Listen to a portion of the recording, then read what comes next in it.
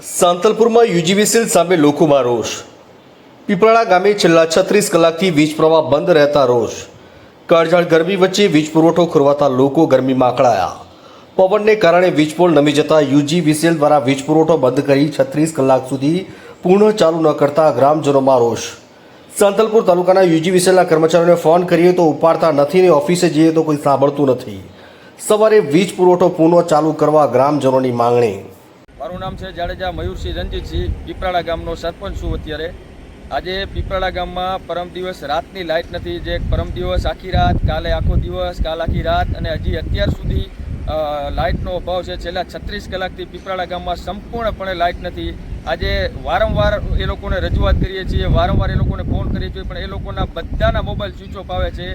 અમે ત્યાં જાતે રૂબરૂ જઈએ છીએ, પણ એ લોકોને કહીએ છીએ કે તમે ચાલો અમારી સાથે બે હેલ્પર મૂકો, તો એમ કહે છે થોડીક વાર કમીને પછી રાતે એ લોકો આવીને એમ કહી દે કે હવે આજે નહીં થાય, કાલ થશે.